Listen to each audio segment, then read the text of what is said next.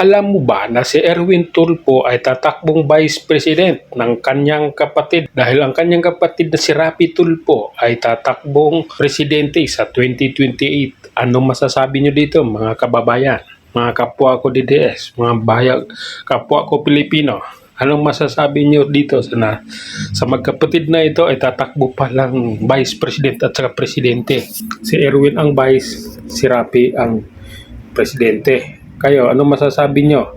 Dahil ngayon pa lang, alam na natin kung ano ang ugali nila. Dati matulungin, ngayon tahimik sa corruption. Lalong-lalo sa flood control, wala silang nasasabi. Tapos tatakbong Vice President at saka Presidente. Anong masasabi nyo sa magkapatid na ito? Sa mga nag-iidolo dito, sa mga hinayupak na ito, na magagaling lang ang mga ito sa away mag-asawa. Pero pagdating sa totoong problema ng bansa, tahimik sila. Wala silang imik, wala silang sinasabi.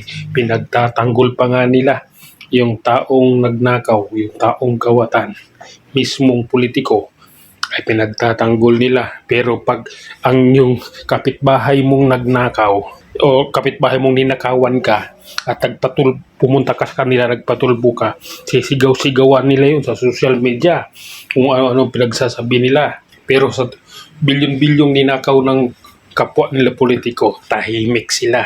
Wala sila mga masasabi. Nakabusal yung bunganga nila. Kayo, mga Pilipino, magpapagago pa ba kayo? Pumunta kayo doon sa TV5. Kunti na lang ang pumipila doon sa Rapi Tulfo. Hindi katulad dati na napakarami. Inaabot ng 1 linggo tao doon pumipila. Ngayon, iilan na lang. Kaya huwag kayong magpakatanga, huwag kayong magpakabubo. Alam nyo na kung anong ugali ng magkapatid na ito. Iboboto nyo pa ba? Baka lalo tayong magiging kawawa ang bansang ito. Maaga pa lang pag-uusapan na natin dahil ito na yung sinabi ni Erwin Tulfo. Kaya pag-usapan na natin kung ano talaga ang mangyayari. Kailangan maaga pa lang iiwas na tayo sa tiyak na kapahamakan.